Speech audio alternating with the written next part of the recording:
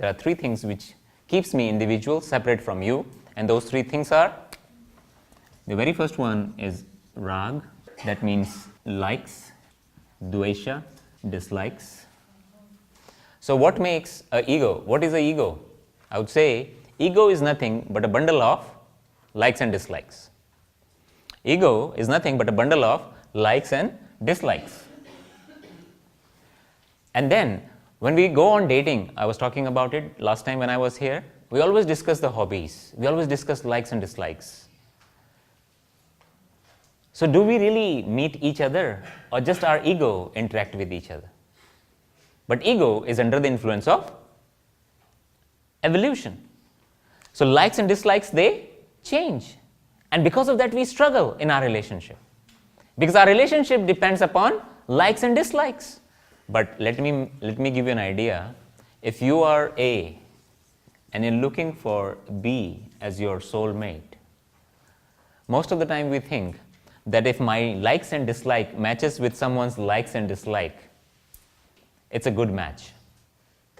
It's the best match actually. But then the process of evolution is so slow. Process of evolution is so slow because the likes and dislikes, you match quite nicely.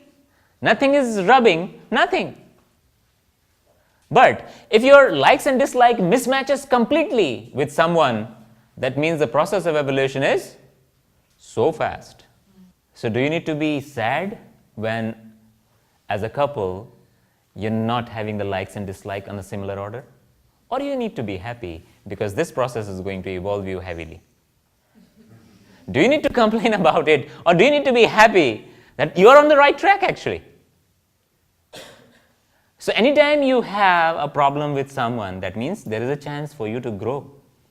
Because it's not a problem, it's an opportunity for you to grow. But we see it as a problem, and then we try and run away from those people because we always want to be with someone whom we have the similar likes and dislikes. That means I force myself away from the process of evolution. I want to stay somewhere in my comfort zone, because anytime I come out of that comfort zone, it makes me vulnerable. Vulnerability, is it a problem? Or are we scared of vulnerability? We are actually scared of vulnerability. We don't want to be vulnerable. But I would say anytime you're feeling vulnerable, this is a sign of evolution.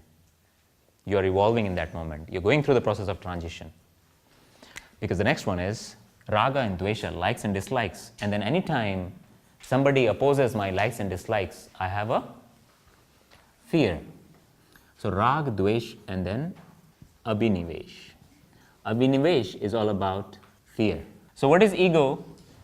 Is only three things. So ego is a bundle of likes, dislikes, and fear. Only this much. And the ultimate fear what we have is a fear of death. So all the fear stems out of this fear, fear of dying. But yoga, as I've said, as a practice, is not just the art of living, this is the art of dying as well. So raga, dvesha, and abhinivesha.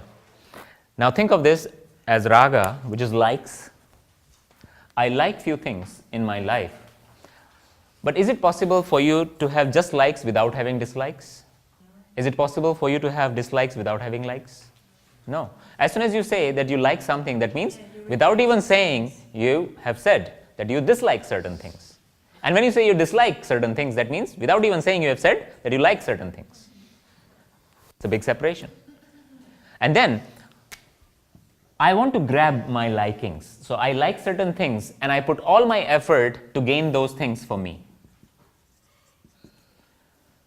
So think of it that you want something because you like that thing and you're putting a lot of effort to gain that thing. Like last week I was saying that as an idea a few years back, that I as a founder member of Rishikesh Yogpeeth was having a big idea that I want to make Rishikesh Yogpeeth the biggest institution in Rishikesh. I want to be the best teacher because I like to be in that place. So I put a lot of effort to do so. But in the process when I was approaching that state, I was having a fear, will I be ever able to attain this? And anytime I have a fear that influences my effort, is it really possible for me to put my 100%? No. Because 100% effort only possible when you are fearless. If the fear is influencing your efforts, you cannot be 100% with your effort. Okay, as soon as I attained that state, because number-wise it looks like we are the one attracting the maximum number of students on a regular basis, so we are number one now. As soon as we attained this state as a number one institute in Rishikesh, then there is a fear. Again, will I be able to maintain it? So the thing is, here comes the time that I become number one, but I'm fearful because it seems like we attract 60 people, then there are some institutions, they have 50, maybe 55, and they're approaching the same number. So I had to go to the next level. So even after attaining what I was looking for, I'm under fear of losing that state. And both ways, the ego is struggling. So anytime I say that I'm struggling in my life, so is it me struggling or my ego is struggling? My ego struggles, because myself never struggles. Myself never struggles. But just because I have identified myself with my ego, I have identified myself with my likes, dislikes, and fear, I say my like, my dislike, my fear. So the first step in yoga is what? Viyoga, sense of separation. So you need to see yourself different than what you think you are. You need to see yourself different than what you think you are. Now, when my ego struggles, as the struggles of my life, here comes a time that my ego comes to its knee. I have no option left. Here comes a time that my ego and its nose is on the floor. Here comes a time that the surroundings and the events of my life rubbing my nose on the floor and I'm flat. And that's the moment of time that you must surrender and allow the natural order to penetrate you, to regulate you. But what do? I resist, and I resist, and I again stand up. Because it has been taught to me that never surrender. For sure, you need not to surrender. But when I say surrenderance, you're surrendering your ego in front of yourself. So you're not surrendering in front of someone else. It's your ego surrendering in front of the self. Because ultimately the self is going to rule this organism, not the ego. This fear is the cause of every emotional turmoil. Think of any emotional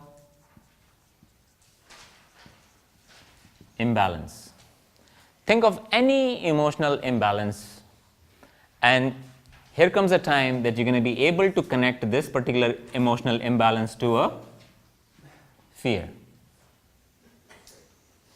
And because of that, it's very hard for me to say that I'm satisfied with my expression.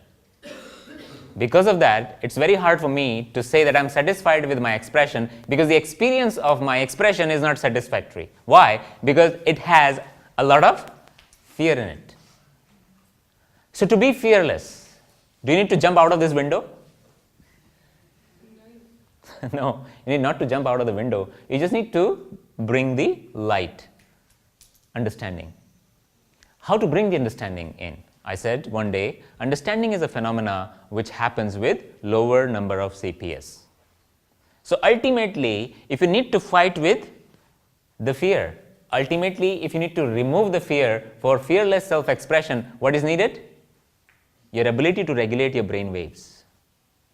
Once you regulate your brain waves and you bring them closer to 4, what happens? It brings in the wisdom, it brings in the understanding.